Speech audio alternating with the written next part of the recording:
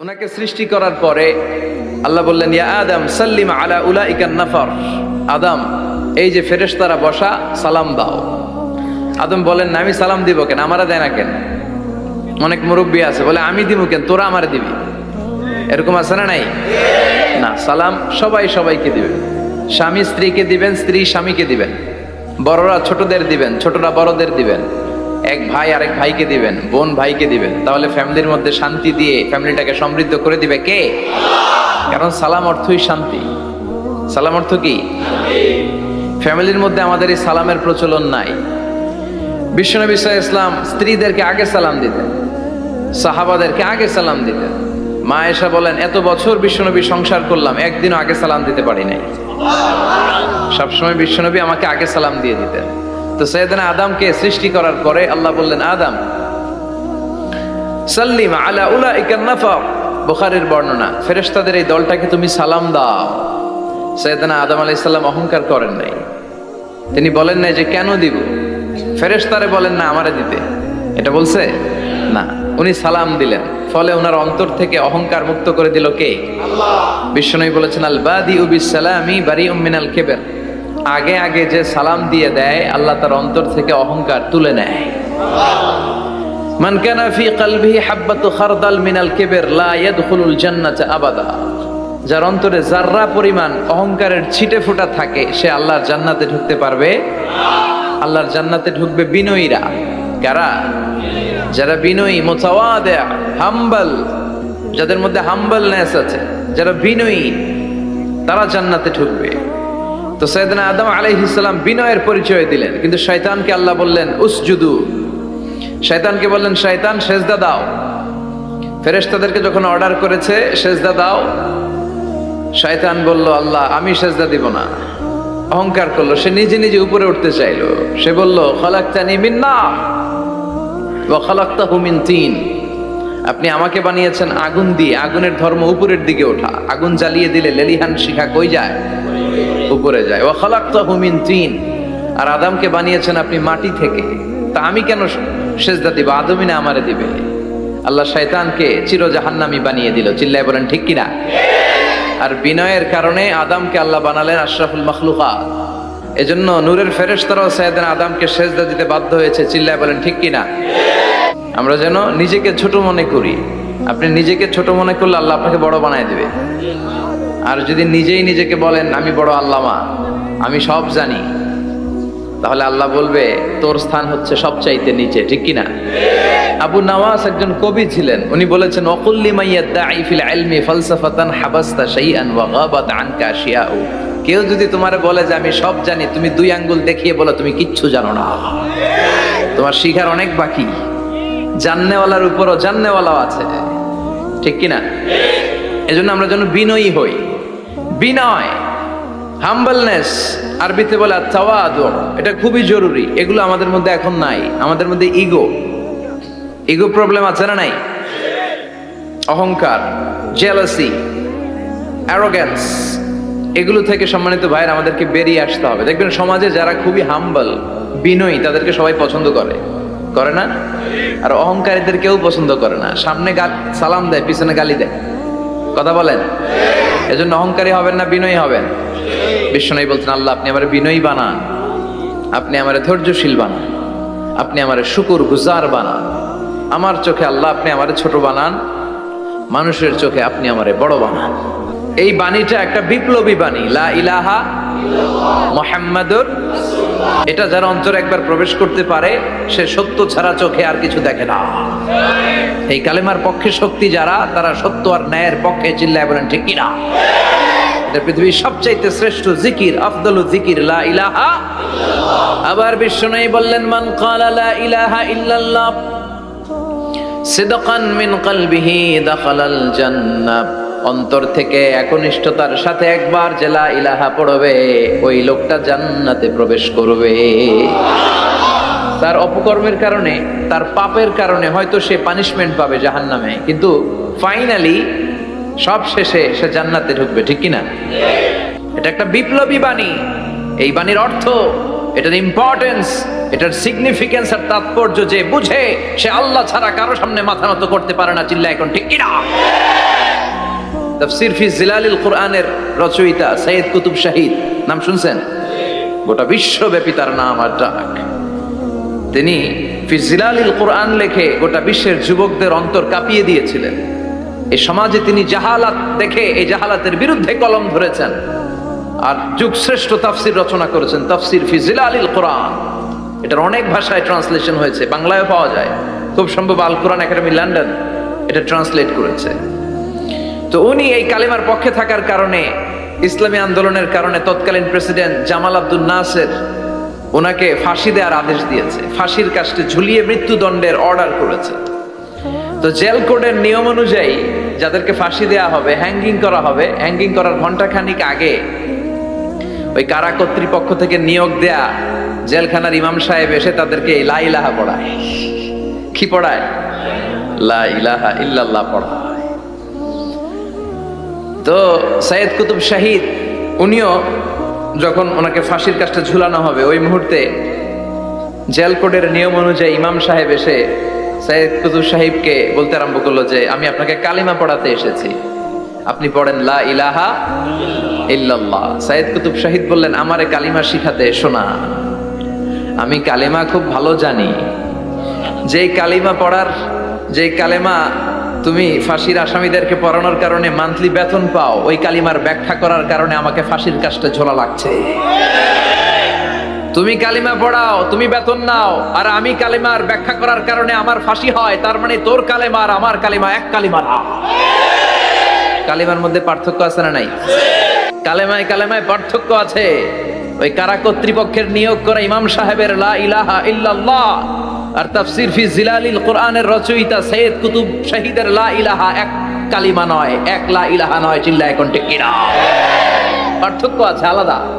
এজন্য আসল লা ইলাহার অনুসারী হতে হবে। লা ইলাহার ধারক এবং বাহকরা হচ্ছে সত্য এবং ন্যায়ের পক্ষে।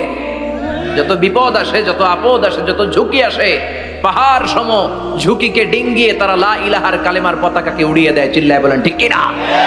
তোমার জিহ্বাটা যেন আল্লাহর জিকিরে সবসময় ভিজা থাকে। কি থাকে? সবসময় যেন পড়ি সুবহানাল্লাহ, আলহামদুলিল্লাহ, লা ইলাহা ইল্লাল্লাহ। সব সময় যেন আমরা পড়ি আল্লাহু আকবার। বিশ্বনবী বললেন আহাব্বুল কালাম ইলাল্লাহি আরবা। খেয়াল রাখবেন, আল্লাহর কাছে সবচেয়ে প্রিয় কথা চারটা। কয়টা? আহাব্বুল কালামি ইলাল্লাহি আরবা। আল্লাহর কাছে সবচাইতে প্রিয় কালাম হচ্ছে চারটা। লা ইয়াদুররুকা বিআইয়িহিন্না বাদাতা। এই চারটার কোনটা দিয়ে শুরু করবে এটা তোমার ব্যাপার, আগে পরে করলেও কোনো সমস্যা নাই। চারটার একটা হচ্ছে সুবহানাল্লাহ, আরেকটা হচ্ছে আলহামদুলিল্লাহ, আরেকটা হচ্ছে লা ইলাহা ইল্লাল্লাহ, আরেকটা হচ্ছে আল্লাহু আকবার। এজন্য সব সময় আল্লাহর জিকির করতে রাজি আছেন তো? আল্লাহরে ডাকতে রাজি আছেন? ফাযকুরুনি ওয়াশকুরুলি। আল্লাহ বলেন যদি আমার জিকির করো আমিও তোমাদের জিকির করি, যদি আমার স্মরণ করো আমিও তোমাদের স্মরণ করি।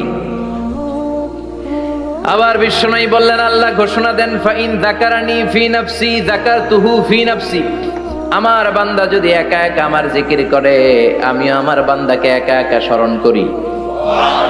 ওয়া ইন যাকারানি ফি মালাইন যাকারতুহু ফি মালাইন খায়রিম মিনহু। আর মহা সম্মেলনে যদি বান্দা আমারে স্মরণ করে আমি এর চাইতে শ্রেষ্ঠ মহা সম্মেলন ফেরেশতাদেরকে নিয়ে আমার বান্দাকে স্মরণ করি।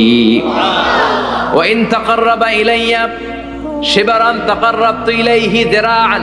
আমার বান্দা যদি আমার দিকে এক বিঘত আসতে চায় আমি আমার বান্দার দিকে এক হাত এগিয়ে যাই। আমার বান্দা যদি আমার দিকে এক হাত আসতে চায় আমি আমার বান্দার দিকে দুই হাত চলে যাই। ওয়া ইন আতানি ইয়ামশি আতাইতুহু হারওয়ালা। আর আমার বান্দা যদি আমার কাছে হেঁটে হেঁটে আসতে চায় আমি আমার গোলামের দিকে দৌড়ে দৌড়ে যাই। ওই আল্লাহরে ভুলে গিয়ে আমরা মাজারে যে সিজদা দেই, কপাল পোড়া। আছে না নাই? দোদেল বান্দা কালমা চোর, না পায় শ্মশান না পায় ঘোর, দিন থাকিতে আয়রে পথে ছাইড়া দে ভণ্ডামি ভণ্ডামি ভণ্ডামি ভণ্ডামি, ছাইড়া দে ভণ্ডামি। ঠিক কি না? ভণ্ডামির সাথে আমাদের সম্পর্ক আছে? মাজার পূজার সাথে ইসলামের কোনো সম্পর্ক আছে? নামাজ কালাম পড়ে না ইবলিশ শয়তানের নানা। অনেক জায়গায় আছে দেখবেন লাল সালু দিয়ে ইয়া উঁচু করা। সাইয়েদনা আলীকে মদিনায় বিশ্বনবী পাঠালেন আর বললেন, যত উঁচু মাজার দেখো ভেঙে মাটির সাথে গুড়িয়ে দাও। কবরস্থান উঁচু হবে না, কবর হবে সমান। এটাকে সেফটি দেওয়ার জন্য, সিকিউরিটি দেওয়ার জন্য আপনি চারদিকে সিম্পল বেড়া বা দেয়াল দিতে পারেন, যাতে গরু ছাগল যে এই কবরের অসম্মান না করে। আমরা আশরাফুল মাখলুকাত, আমরা বেঁচে থাকলেও যেমনি সম্মান আছে আমাদের, মরে গেলেও সম্মান আছে না নাই? আল্লাহ বললেন, ওয়ালাকাদ কাররামনা বানি আদম, আমি বনি আদমের সম্মান বাড়িয়ে দিয়েছি। জীবিত অবস্থায় যেমনি সম্মান, মরে গেলেও সম্মান, ঠিক কিনা? বিশ্বনবী দেখলেন একটা লাশ যাচ্ছে, লাশ দেখে নবী দাঁড়িয়ে গেলেন। সাহাবারা বললেন, ইয়া রাসূলুল্লাহ ইন্নাহু ইয়াহুদি, এটা ইহুদির লাশ। দাঁড়ালেন কেন? বসেন। বিশ্বনবী বললেন, আওয়ালাইসাত নাফসান, এটা কি মানুষ না? এটা হোক না ইহুদি, হোক খ্রিস্টান, হোক নাস্তিক, এটা তো মানুষ। আমি তো মানুষকে সম্মান দিয়েছি। I have dignified the status of the sons of Adam. আমি বনি আদমের সম্মানকে বাড়িয়ে দিয়েছি। সবার উপরে মানুষ সত্য, তাহার উপরে নাই। এজন্য কবরকে সিকিউরিটি দিতে হবে, কিন্তু গম্বুজ বানানো যাবে?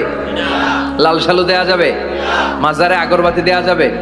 মোমবাতি, মশারি, অনেক মাজারের উপরে লম্বা মশারি টাঙানো আছে না নাই? ওর বাবারে মশাই কামড়ায়, কত বড় ডাকাত।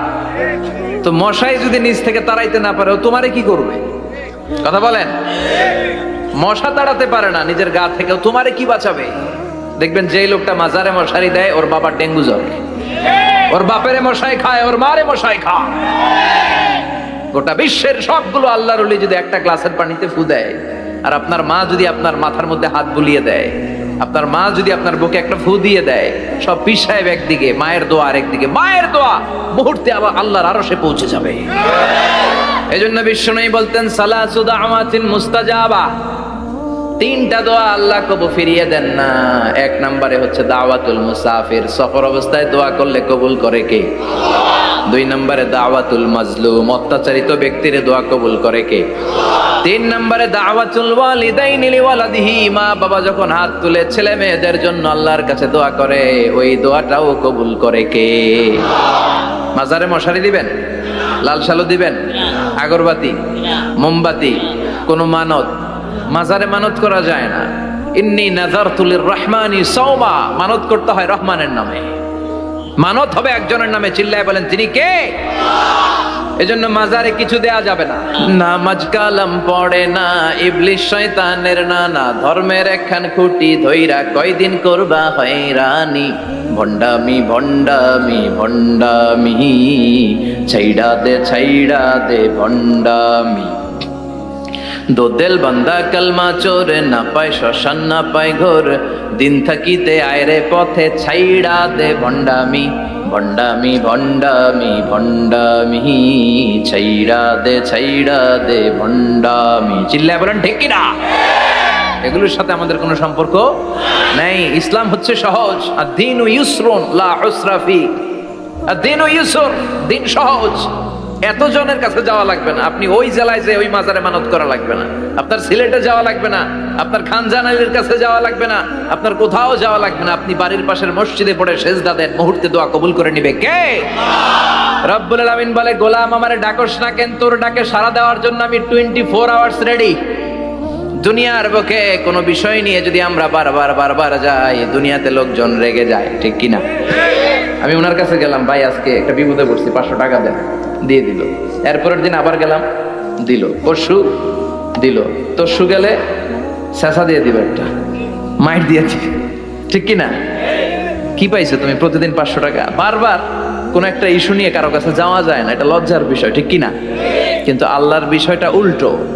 সুনানে তিরমিজির বর্ণনা, ইন্নাহু মান লাম ইয়াসআলিল্লাহ ইয়াগদাব আলাইহি, কোন বান্দা যদি কোনো বিষয় নিয়ে, কোনো ব্যাপার নিয়ে আল্লাহর কাছে বারবার না যায়, আল্লাহ তার উপর রেগে যায়। এজন্য আল্লাহর কাছে বারবার চাওয়ার দরকার আছে না নাই?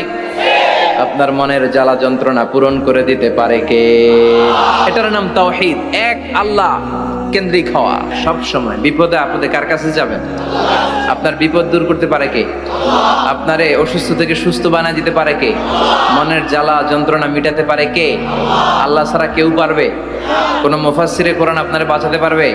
কোন আল্লাহর ওলি বাঁচাতে পারবে? এমনকি আল্লাহর কোন পয়গাম্বার, কোন নবী আপনার কিচ্ছু করতে পারে? লিতাকুনু শুহাদা আলান নাস, তোমাদেরকে হতে হবে উম্মাতান ওয়াসাতান, মধ্যমপন্থী উম্মাত, মাঝামাঝি থাকতে হবে।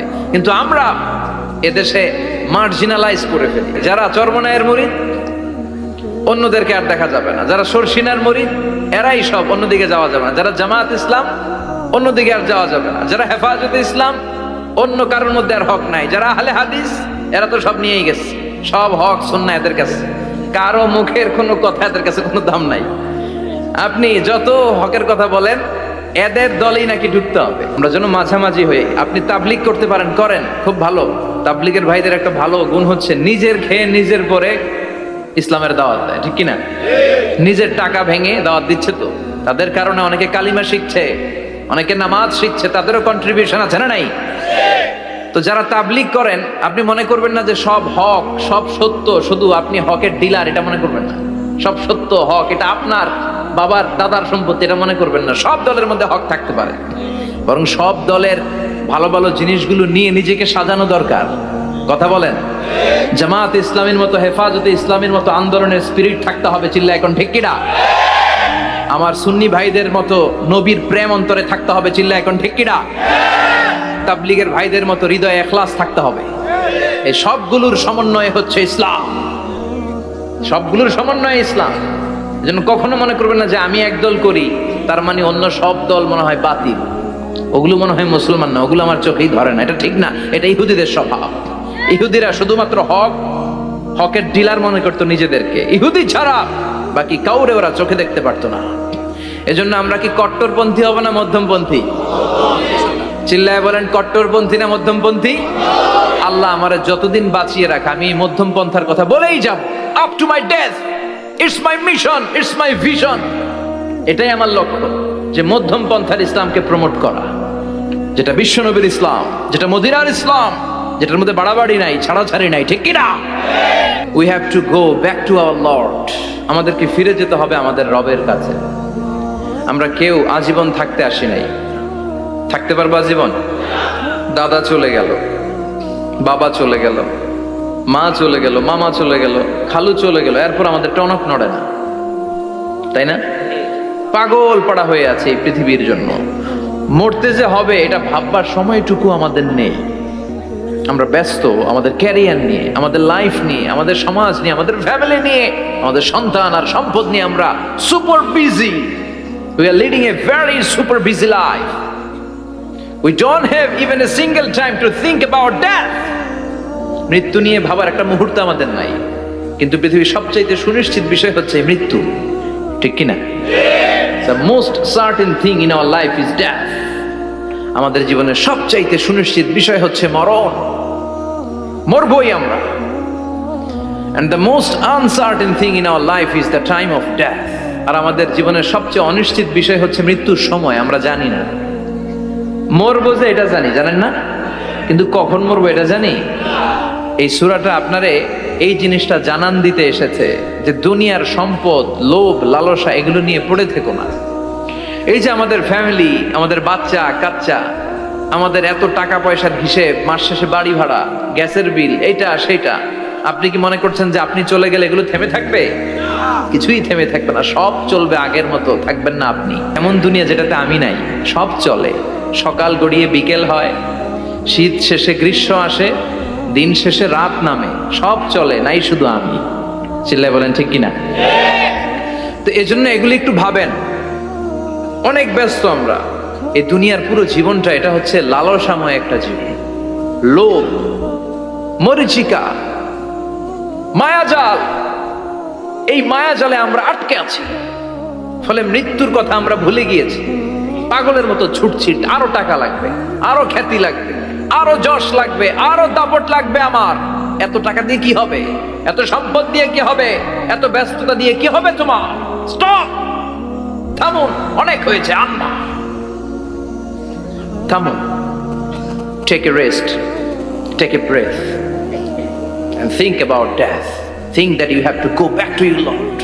একটু বসেন না, একটু ভাবেন যে আমাকে চলে যেতে হবে, চলে যেতে হবে। এই কোলাহল, এই ব্যস্ততা, এগুলো থাকবে, থাকবো না আমি। সাইয়েদনা ওমর ফারুক বলেছেন, মুতু ক্বাবলা আন তামুতু, মরার আগে একবার মরো। হাসিবু ক্বাবলা আন তুহাসাবু আলাইকুম, তোমার হিসাব নেওয়ার আগে তুমি একবার নিজের হিসাবটা করো না। কাগজ বের করে একটু লিখো না কি কি ভালো কাজ করছিলা, যেগুলো দিয়ে নাজাতের ওয়াসিলা হতে পারে, 1 2 3, আর কি কি আকাম কুকাম করছো দেখো না, লিখে দেখো তোমার অবস্থাটা কি। মরার আগে একবার মরো। মরার আগে খাটের মধ্যে শুয়ে শটান করে চোখ বন্ধ করে একবার মরার ভান করে দেখেন কেমন লাগে। চোখটা বন্ধ করেন আর ভাবেন আপনি নাই, কি কি হতে পারে ভাবেন। আপনার ছেলেমেয়েরা কান্না জুড়ে দিবে, আপনার প্রাণের স্ত্রী বিলাপ শুরু করে দিবে, বন্ধু বান্ধবের চিৎকার আর মাতম, স্থানীয় এলাকার মসজিদে ঘোষণা, অমুক এলাকার নিবাসী অমুক ভাই অমুকের ছেলে অমুক দুনিয়ায় নাই।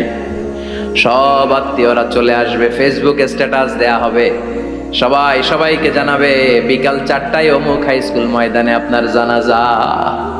ছুটে আসবে, সবাই ছুটে আসবে আপনাকে শেষ বিদায় দিতে, গুড বাই জানানোর জন্য, আল ওয়াদা, বিদায় জানাতে আসবে সবাই। 4 তাকবীর দিয়ে আপনার জানাজা হবে, অশ্রুসিক্ত জানাজায় আপনার বিদায় হবে। কাঠের খাটিয়ার মধ্যে করে কাঁধে তুলে আপনার কবরে নেওয়া হবে, আগে থেকে খুঁড়ে রাখা কবরটার মধ্যে আপনারে বিছিয়ে দেয়া হবে, বাঁশের কচি দিয়ে তার উপরে মাটির চাপা দিয়ে সব চলে যাবে। ভাবেন না একবার চোখ বন্ধ করে, this is the circle of life, this is the nature of life. এটা সবার হবে, আমার হবে, আপনার হবে। এত মায়া, এত ভালোবাসা কই যাবে? কেউ থাকবে না, সবাই আপনার অন্ধকার কবরে রেখে দিয়ে চলে আসবে। উপরে বাঁশের কঞ্চি, তার উপরে মাটির চাপা, অন্ধকার আর অন্ধকার। এই অন্ধকার যেন শেষ হতে চায় না, শুধুই অন্ধকার, ঠিক কিনা? এজন্য আমাদের চলে যেতে হবে। দাদা গেল, চাচা গেল, মামা গেল, আমাদেরকেও যেতে হবে, জোরে কোন ঠিক কিনা? একদিন মাটির ভেতরে হবে ঘর রে মন আমার, কেন বন্ধ দালান ঘর, প্রাণ পাখি উড়ে যাবে পিঞ্জর ছেড়ে,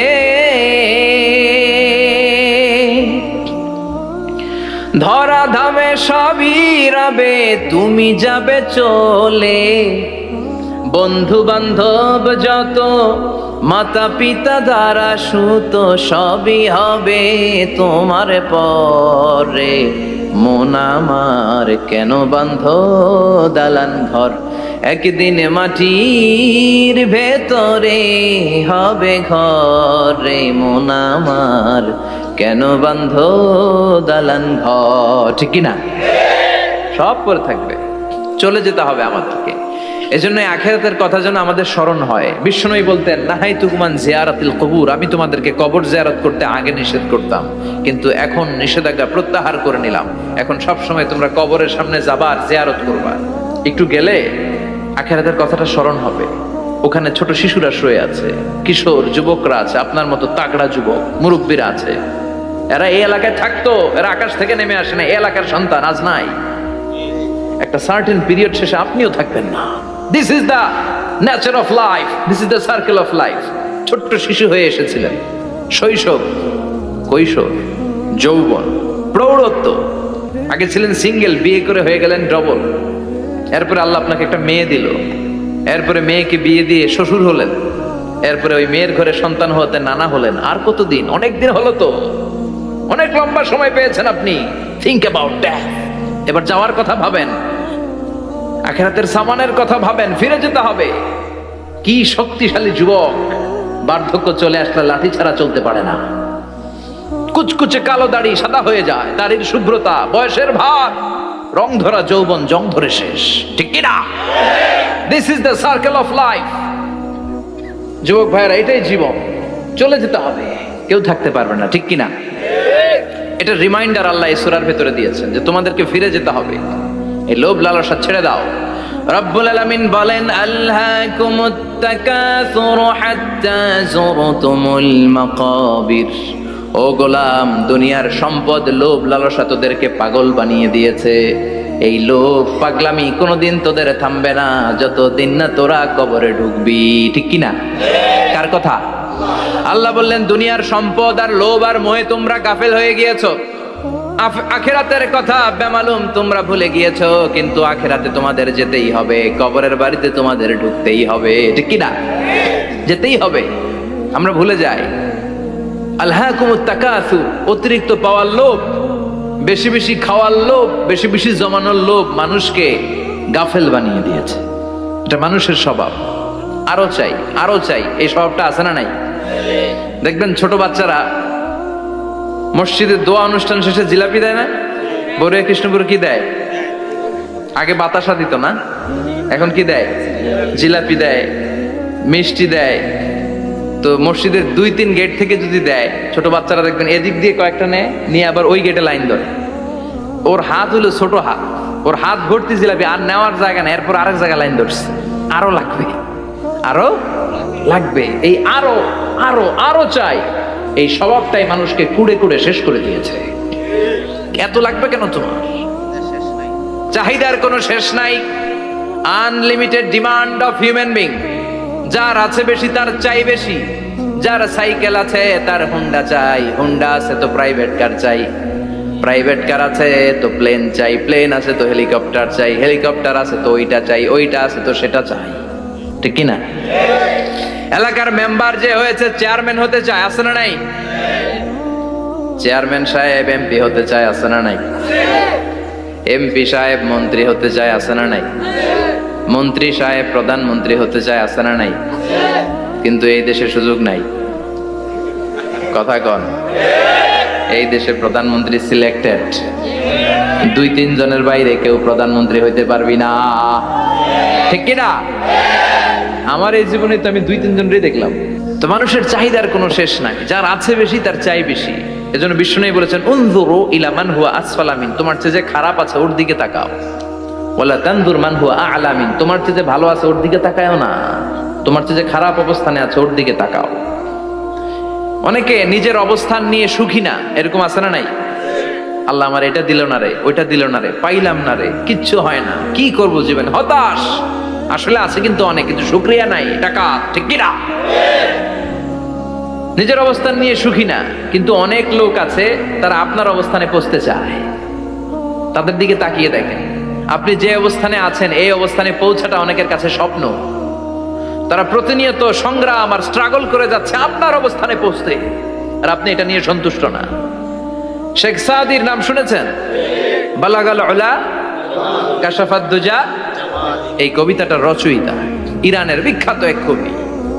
উনি একবার আর্থিক সমস্যার মধ্যে দিয়ে সময় কাটাচ্ছেন, টাকা নাই, পয়সা নাই, পায়ে দেওয়ার মতো জুতা নাই। উনি খুব দুঃখ পেলেন, হায় রে, আমি ইরানের এত বড় কবি, আমার পায়ে দেওয়ার মতো জুতা নাই। দুঃখ ভরা মন নিয়ে রাস্তায় হাঁটতে বেরোলেন। হাঁটতে হাঁটতে হঠাৎ দেখলেন একটা লোক শুয়ে শুয়ে কাঁদছে, ওই লোকটার 2টা পাই নাই, পাই নাই। উনি সেজদায় পড়ে গেলেন, আল্লাহর কাছে ক্ষমা চাইলেন, আল্লাহ অনেক দিয়েছো, শুকর আলহামদুলিল্লাহ। এজন্য যেই পরিস্থিতিতেই থাকি না কেন আমরা কি পড়বো? জোরে বলেন, কি পড়বো? এজন্য আল কানাতু মিনাল ইসলাম, অল্পে তুষ্ট থাকার নাম হলো ইসলাম। সম্পদ লাগবে কিন্তু সম্পদের পাহাড় লাগবে না, ঠিক কি না?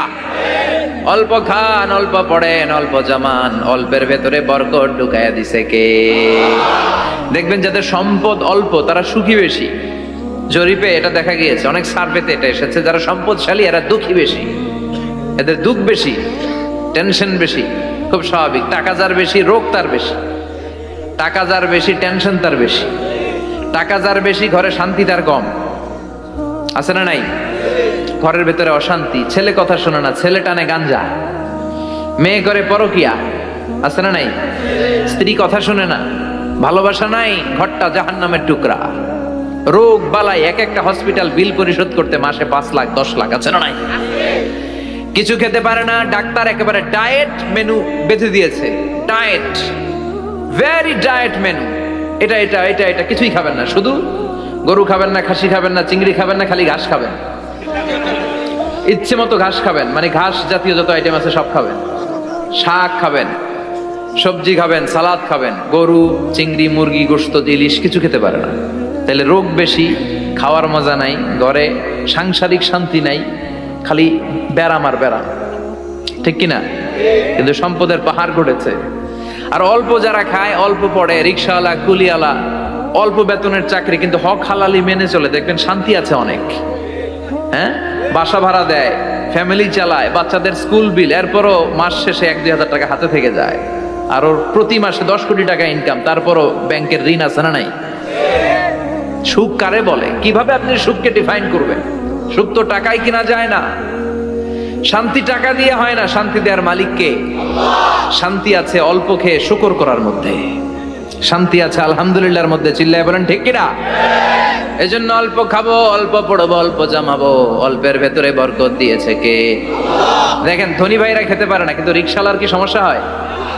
রিক্সাওয়ালারা সব খেতে পারে। কুলিওয়ালা, দিনমজুর, এরা একেবারে স্লিম সুঠাম দেহি, মেদহীন পেট, পেটে কোনো মেদ নাই, ভুড়ি নাই। আর কোটিপতিদের মেদ আছে না নাই? এত বড় বড় পেট, ঠিক কিনা? আমাদেরও পেট আছে, তবে হালাল পেট। এটা হারাম টাকা দিয়ে এই ভুড়ি বানাই নাই আমরা। চিল্লে বলেন ঠিক কিনা?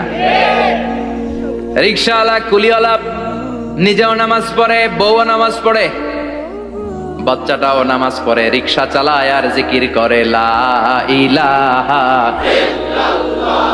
সুখ আর শান্তি, তাদের ঘরে সুখ। ধনী কোটিপতি, ভিআইপি, সিআইপিস, এদের রাতে ঘুম নাই। 1 ঘন্টা ঘুমানোর জন্য 4টা ট্যাবলেট খাওয়া লাগে, এরকম আছে না নাই? কিন্তু ঘুমের জন্য যে ট্যাবলেট খাওয়া লাগে, রিক্সাওয়ালা এটা জানেই না। ওর যেখানে রাইত ওইখানেই, ওর মাথা বিছনায় লাগতে দেরি, ওর ঘুম আসতে দেরি হয়। ওর ঘুমে নাকের ডাকের আওয়াজে ট্রাকের ইঞ্জিনও ফেল। সুবহানাল্লাহ পড়েন। এজন্য অনেক বেশি সম্পদের পাহাড় করা লাগবে, এই চিন্তা যেন আমাদের মাথায় না আসে। চিল্লায় বলেন ঠিক কিনা? এজন্য রব্বুল আলামিন বলেন, আলহাকুমুত তাকাসুরু হাত্তা যুরতুমুল মাকাবির। বেশি বেশি সম্পদ উপার্জনের আকাঙ্ক্ষা তোমাদেরকে আখিরাত থেকে গাফেল বানিয়েছে। এই গাফলতি কশিনকালেও তোমাদের কমবে না যতক্ষণ না তোমরা কবরে ঢুকবা। হাত্তা যুরতুমুল মাকাবির, মাকবারাতুনের প্লুরাল মাকাবির, যতক্ষণ না কবরে না ঢুকবা, কবরস্থান তোমার আবাসস্থল না হবে, ততক্ষণ পর্যন্ত এই চাই চাই মানসিকতা কমবে। মানুষের স্বভাব হলো আরো চাই, আরো চাই, আরো চাই করে। ফকিরেরা কারা? আল্লাহ গালি দিয়ে বললেন, তোরা সব ফকিরনি। তোরা কি? ইয়া আইয়ুহান নাসু আনতুমুল ফুকারাউ ইলাল্লাহ ওয়াল্লাহু হুয়াল গানিয়ুল হামিদ। সুবহানাল্লাহ পড়েন। আল্লাহ ডেকে বললেন, গোলাম আনতুমুল ফুকারা ইলাল্লাহ, তোমরা সবাই ফকির, ধনী হলো একজন, তিনি কে? আল্লাহ শুধু ধনী। আর মানুষের স্বভাব হচ্ছে আরো চাই, আরো চাই। ওর 2 তলা বিল্ডিং, আমার 3 তলা লাগবে। ওর 2টা গাড়ি আছে, আমার 3টা লাগবে। আছে না নাই? বিশ্বনবী বললেন, কিয়ামতের আগ দিয়ে মানুষের মধ্যে আকাঙ্ক্ষায় প্রতিযোগিতা বেড়ে যাবে, প্রতিযোগিতামূলক টেন্ডেন্সি। কার চেয়ে কে বড় হতে পারে, কার চেয়ে কে বেশি টাকার পাহাড় বানাতে পারে। আছে না নাই? বিশ্বনবী বললেন, ওয়ান তারাল হুফাতাল উরাতাল আলাতা রিয়া আশ-শাইয়াতা তাওয়ালুনা ফিল বুনিয়ান। কিয়ামতের আগে এমন কিছু লোক যাদের গায়ে দেওয়ার মতো জামা ছিল না, পায়ে দেওয়ার মতো জুতা ছিল না, পেটে দেওয়ার মতো খাবার ছিল না, সমাজের কেউ তাদেরকে চিনতো না। হঠাৎ করে এই লোকগুলো ধনী হয়ে যাবে।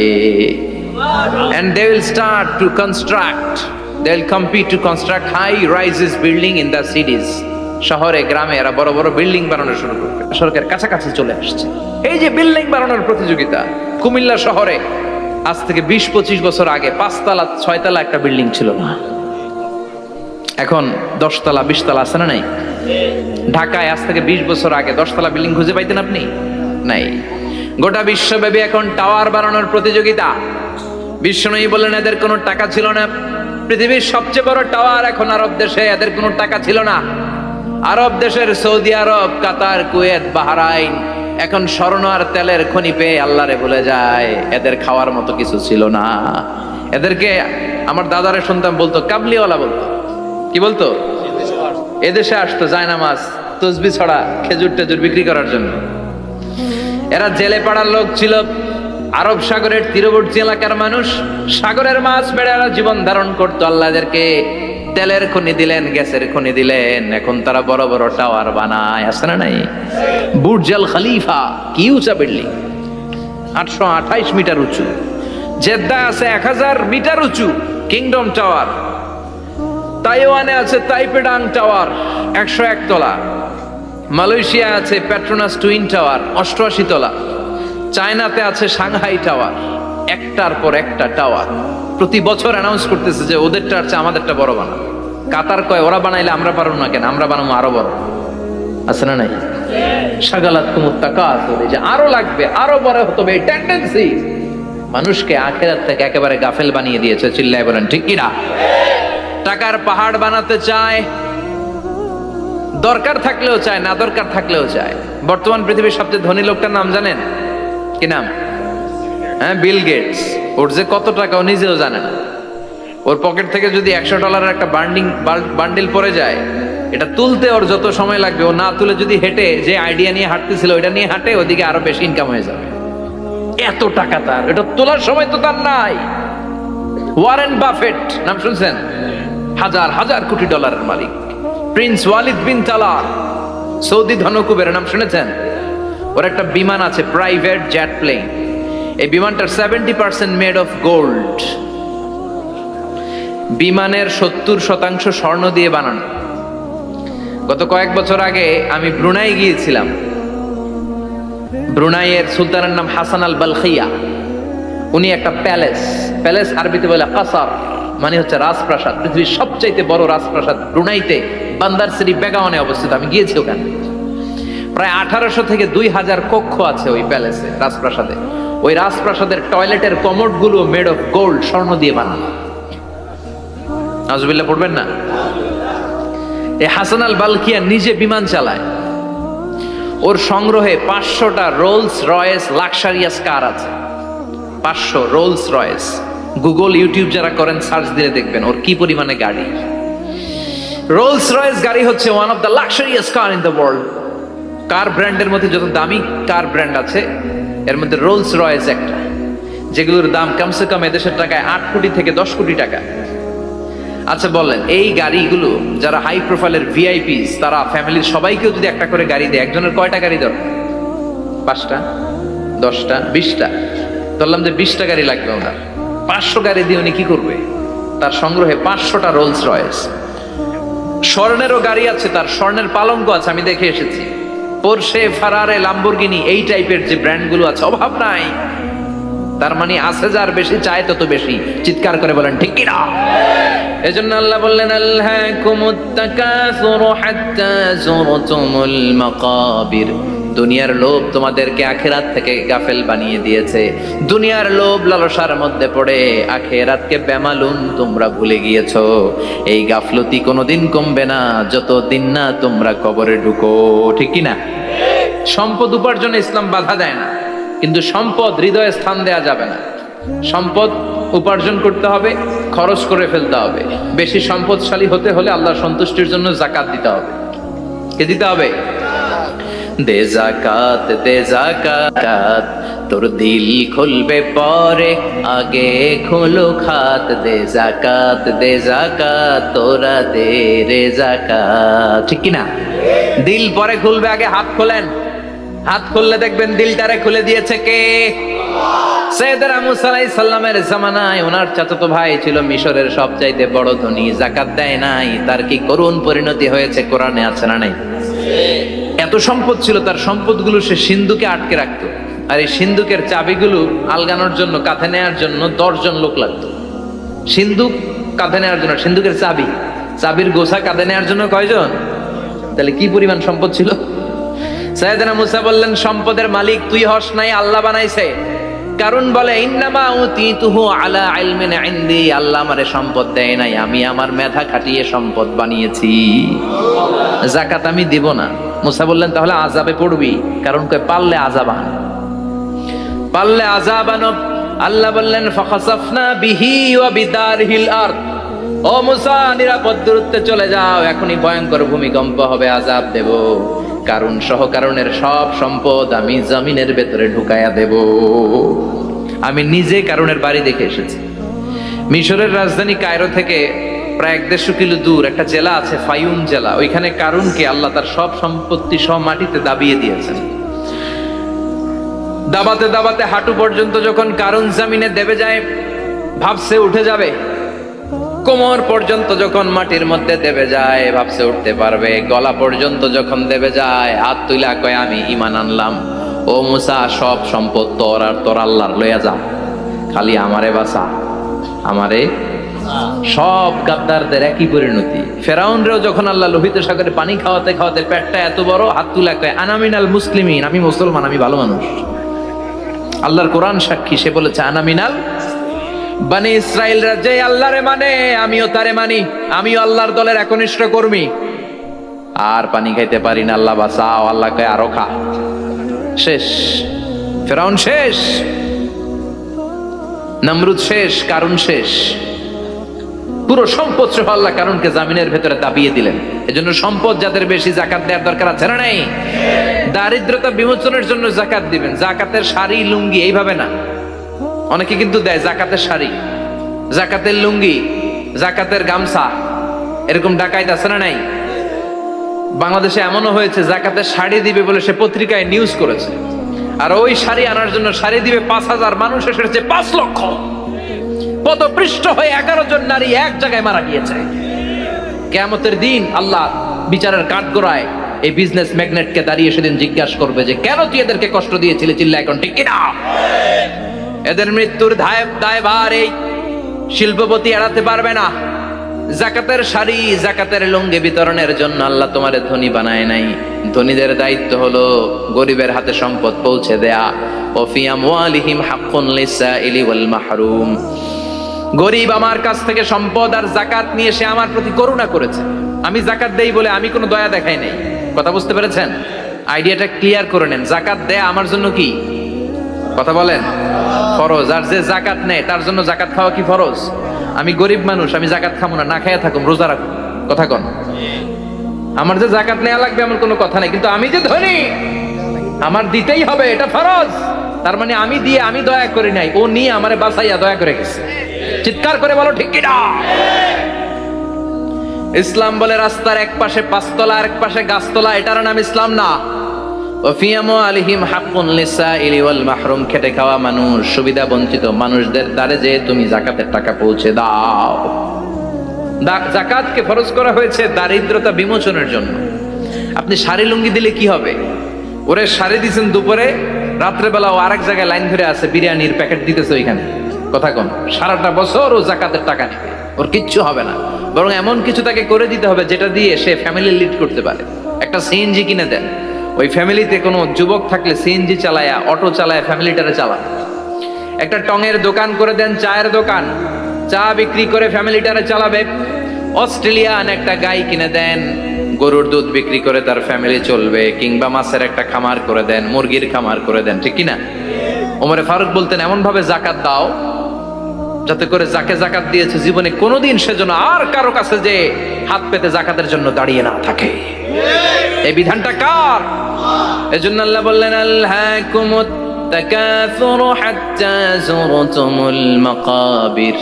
দুনিয়ার লোভ লালসা তোমাদের কমবে না যতদিন না তোমরা কবরে ঢুকো। কার কথা? চিল্লায় বলেন কার? এজন্য দুনিয়ার প্রতি যে আমাদের লোভ, এটা কি বাড়াইতে হবে না কমাইতে হবে? এই দুনিয়ার জীবন এটা ক্ষণিকের। আমাল হায়াতুদ দুনিয়া ইল্লা মাতাউল গুরুর। এটা ভোগের সামগ্রী, আজ আছে কাল না, এটা হাতের ময়লা। দুনিয়ার এই জীবনের দৃষ্টান্ত হচ্ছে 4টা স্বর্ণের টুকরা আর 3টা লাশের মতো। স্বর্ণের টুকরা 4টা, চিৎকার করে বলেন তো কয়টা? লাশ 3টা, জোরে বলেন কয়টা? অনেক অনেক আগের যুগের 3 জন যুবক জীবিকার তাগিদে তারা বের হয়েছে কর্মসংস্থান করে খাবে। পথিমধ্যে তারা গুপ্তধন পেয়েছে, স্বর্ণের বার পেয়েছে, তো বড় বড় 4টা পেয়ে তারা মহা খুশি। আমাদের আর কাজ করা লাগবে না, এগুলো বেচে আজীবন খাবো, সুখে থাকবো। তো 3 জন মিলে বললো 4টা স্বর্ণের টুকরা 3 জনের মধ্যে ভাগ করে দেওয়ার আগে একজন এক কাজ কর, বাজার থেকে কিছু রুটি নিয়ে আয়, খুব ক্ষুধা লেগেছে, খেয়ে নেই। একজনের রুটি আনতে পাঠিয়ে 2 জন মিলে ভাবে ওইটারে যদি মেরে ফেলতে পারি তাহলে তো তোর আর আমার মধ্যে কোনো ঝামেলা নাই। স্বর্ণের টুকরা কয়টা? তুই নিবি 2টা, আমি নেব 2টা। আর যেটারে রুটি আনতে পাঠাইছে ওইটা মনে মনে ভাবতেছে রুটির মধ্যে বিষ মিশাই নিয়ে যাব। কি মিশাবো? বিষ খাইয়া ওটা শেষ, সবগুলো আমার। তো বিষ মিশায় নিয়ে আসছে, আর আগের পরিকল্পনা অনুযায়ী এই 2 জন মিলে তাকে নৃশংসভাবে হত্যা করেছে। হত্যার পরে কয় প্রচন্ড ক্ষুধা লাগছে, লো আগে খায়া লই। দুইজন মিলে বাজার থেকে আনা 20 মাখানো রুটি খেয়ে ওই দুইটাও শেষ। স্বর্ণের জায়গায় স্বর্ণ পড়ে আছে, স্বর্ণগুলো নেয়ার মতো মানুষ আর নাই, ঠিক কিনা? এজন্য মানুষের এই চাহিদা কমবে না। বিষ্ণু বলেন, লাউ আন্না লিকুল্লি ইবনে আদম ওয়াদিয়ান মিন যাহাব আহাব্বা আই ইয়াকুনা ইলাইহি ওয়াদিয়ান। আল্লাহ প্রত্যেককে, আমাদের প্রত্যেককে যদি একটা করে স্বর্ণের পাহাড়ের মালিক বানিয়ে দেয়। কয়টা করে পাহাড় দেখছেন কোনোদিন? কই দেখছেন? চিটাং গেছিলেন? এই চট্টগ্রামে গেলে দেখা যায় কি পাহাড়। এই একটা পাহাড় স্বর্ণের, এক একটা স্বর্ণের পাহাড়ের মালিক যদি আমাদের এক একজনকে বানায় দেওয়া হয়, এরপর আমরা চাবো আরেকটা স্বর্ণের পাহাড়ের মালিক কেমন করে হওয়া যায়। আচ্ছা বলেন তো, একটা স্বর্ণের পাহাড় আমার 14 পুরুষ বিক্রি করে খাইলেও শেষ করতে পারবো এটা? তো আরেকটা কেন লাগবে আমার? ওয়ালাই আমলা ফাহু ইল্লা তুরাব। বিষ্ণু বলেন, কবরের মাটি যতক্ষণ না তোর মুখে না ঢুকবে, তোর এই চাওয়া চাওয়া খাই খাই সব বন্ধ হবে না। এজন্য আল্লাহ বললেন, আলহাকুমুত তাকাসুরু হাত্তা যুরতুমুল মাকাবির। দুনিয়া তোমাদেরকে গাফেল বানিয়ে দিয়েছে, গাফলতি কমবে না যতদিন না কবরে ঢুকো। কবরে ঢুকা লাগবে, কবরে ঢুকা লাগবে না? কবরে আমাদেরকে যেতেই হবে, যেখানেই থাকেন। কবরের প্রশ্ন আছে না নাই? অনেকে বলে, হুজুর বিমান হামলায় মারা গিয়েছে, বিমান জ্বলে পুড়ে ছাই হয়ে গিয়েছে, তার কবর কোথায়? তার আত্মাটা যেখানে আছে ওই জায়গায় প্রশ্ন আছে না নাই? অনেকে বলে, হুজুর সাগরের মধ্যে পড়ে মারা গিয়েছে, তিমি মাছ খেয়ে ফেলেছে, তার কোনো অস্তিত্ব নাই, কিন্তু তার রুহুটা আছে না নাই? প্রতিটা রুহু সংরক্ষণ করে কে? প্রত্যেকটা আত্মা আল্লাহর কাছে সংরক্ষিত থাকে। প্রতিটা রুহু, প্রতিটা মানুষ মালাকুল মাউতকে দেখতে পায়। আপনিও দেখবেন, আমিও দেখব। মুমিনদের কাছে এসে মালাকুল মাউত একজন যুবকের বেশে সাদা ধবধবে জুব্বা পরে সুগন্ধি মেখে মুমূর্ষ ব্যক্তির শিয়রে বসে বসে বলে, ইয়া আইয়াতুহান নাফসুল মুতমাইন্না, হে প্রশান্ত আত্মা, উখরুজি ইলা মাগফিরাতুল্লাহি ওয়া রিদওয়ানি, আল্লাহর ক্ষমা আর দয়ার দিকে বের হয়ে আসো। বলা মাত্রই মুমিনের আত্মাটা স্মুথলি বের হয়ে আসে। কাফান মিন আকফানিল জান্নাহ, হানুত মিন হানুতিল জান্নাহ, জান্নাত থেকে আনা সুগন্ধি কাফনের মধ্যে পেঁচিয়ে তিনি রূহটাকে নিয়ে ইল্লিনে চলে যায়। সরাসরি দেখে মালাকুল মাউতকে। আর যারা ইসলাম বিরোধী, কোরআন বিরোধী, তাদের সামনে এসে মালাকুল মাউত ত্রাস সৃষ্টি করে। আগে ধমক। হাইওয়েতে মাঝে মাঝে ডাকাতি হয় না? বাসগুলোর মধ্যে যখন ডাকাতি হয়, বাসে থাকে 50 জন, ডাকাত ঢুকে 5 জন। এই 5 জনের ভয়ে সবগুলো পেশাব করে দেয়, কারণ ত্রাস সৃষ্টি করে। এসেই চাইনিজ কুড়াল দিয়ে আগে কুবায় দেয় 4-5 জনের। রক্ত দেখে কি দেওয়ার সব আগে রেডি করে রাখে। মালাকুল মাউত এসে কাফের নাস্তিক মুশরিকদের সামনে সেরকম একটা ত্রাস সৃষ্টি করে, ভয়ে লোকটা কাঁপতে থাকে। ওর কাছে ভদ্র ভাষায় কথা বলে না, সুন্দর জামা পরে আসে না, কালো কুচকুচে চেহারা, ভয়ঙ্কর একটা রূপ নিয়ে, আকৃতি নিয়ে ইসলাম বিরোধীদের মাথার সামনে আসে, দুর্গন্ধযুক্ত চেহারার দেহ নিয়ে ধমক দিয়ে বলে, ও পাপাত্তা, ইয়া আইয়াতুহান নাফসুল খাবিসা উখরুজি ইলা গাদাবিল্লাহ, হে পাপাত্তা, আল্লাহর রাগ, ক্রোধ আর গজবের দিকে বের হয়ে আয়। মুমিনের আত্মা বলার সাথে সাথে যেমনি মুমিনের দেহ থেকে বের হয়ে জান্নাতি কাফনের ভেতরে ঢুকে, কাফেরদের আত্মাও কি এরকম তাড়াতাড়ি বেরোতে চায় নাকি? কাফেরদের আত্মা বেরোতে চায় না। ডানে দৌড়, বায়ে দৌড়, সামনে দৌড়, পেছনে দৌড়, আহা দৌড়াদৌড়ি করে। মালাকুল মাউত এটাকে টেনে হিচড়ে, একটা জীবিত ছাগলকে জবেহ না করে, জবাই না করে, তার চামড়া উল্টার দিকে টেনে হিচড়ে বের করলে ছাগলটা যত কষ্ট পায়, এর সে কমসে কম 70 গুণ বেশি কষ্ট দিয়ে কাফের মুশরিক আর গাদ্দারদের রূহ কবজ করা হয়। আল্লাহ এই পরিস্থিতি থেকে তুমি আমাদের বাঁচাও। মুমিনদের রূহ যেমনি কবজ হয়, ওইভাবে রূহ কবজের ব্যবস্থা করে দিও। ইমানের মৃত্যু নসিব করে দিও, শাহিদি মৃত্যু নসিব করে দিও। আমাকে শহীদ করে সেই মিছিলে শামিল করে নিও, যে মিছিলের নেতা মীর হামজা, খুবাইবে খাব্বাব, আল্লাহর কাছে ছিল অতি প্রিয়, শামিল করে নিও। আমাকে শহীদ করে সেই মিছিলে শামিল করে নিও। পড়েন আমিন। আরো জোরে পড়েন আমিন। তার মানে বিমান দুর্ঘটনায় হোক, কিংবা লঞ্চ ডুবিতে হোক, কিংবা আগুনে পড়ে হোক, কিংবা আত্মঘাতী হামলায় হোক, যে যেখানেই মারা যায়, কবরের তিনটা প্রশ্ন তার জন্য আছে না নাই? ইসলাম বিরোধীদের জন্য প্রশ্ন তিনটা, আপনারা যারা মুমিন তাদের জন্য চারটা, আপনাদের জন্য একটা বেশি। আলহামদুলিল্লাহ কোন? কবরে এসে প্রথম প্রশ্ন করবে, মুনকার নাকির যখন চলে আসবে, 40 কদম যখন আত্মীয় স্বজনরা লাশটাকে কবরের মধ্যে দিয়ে 40 কদম চলে যায়, তখনই ফেরেশতা চলে আসে। আহা, শেষ, সব শেষ। এসেই পরীক্ষা শুরু। মার রব্বুক, তোর রবের নাম কি? চিল্লায় বলেন, আমাদের রবের নাম কি? আমরা বলবো রব্বি আল্লাহ, আল্লাহ আমারে রব। দমে দমে তনু মনে তারি অনুভব। পড়েন, আল্লাহ আমারে রব। তোমার দুনিয়াতে আমি যেদিকে তাকাই, অথই নিয়ামাতে ডুবে আছি সবাই। পাখ পাখালির গানে শুনি তসবি কল রব, তসবি কল রব, আল্লাহ আমারে রব। প্রথম প্রশ্ন, তোমার রব কে? আমরা বলবো আমাদের রব আল্লাহ। দ্বিতীয় প্রশ্ন, ওমা দীনু, তোমার ধর্মের নাম কি? আমরা কি বলবো? তৃতীয় প্রশ্ন, বিশ্বনবীর চেহারা দেখে বলা হবে আতারিফু হাদার রাজুল, এই লোকটারে চিনো নাকি? আমরা বলবো চিনি, আমাদের প্রাণের নবী, ঠিক কি না? চাঁদের চেয়ে সুন্দর তুমি নবী আমার কামলিহি ওয়ালা, দু জাহানের বাদশা তুমি প্যারা নবী সাল্লে আলা, চাঁদের চেয়ে সুন্দর তুমি নবী আমার কামলিহি ওয়ালা, ঠিক কি না? তিনটা প্রশ্নের যথাযথ উত্তর যখন দিয়ে দিলেন, আপনার জন্য অতিরিক্ত আরেকটা প্রশ্ন করা হবে, ওয়ামা ইলমুক, তোমার নলেজ কি? তিনটা প্রশ্নের উত্তর যে তুমি করতে পারলা, কিভাবে পারলা, কেমনে জানলা? নকল করে বলছো নাকি জেনে বুঝে আসছো? নকল হয় না? এখন তো পরীক্ষা চলতেছে বোধহয়। কি পরীক্ষা? এসএসসি পরীক্ষা। নকল হয়? কৃষ্ণপুরে নকল নাই না? এখন মনে হয় এগুলো একটু কমছে। একটা সময় ছিল অনেক নকল হইতো।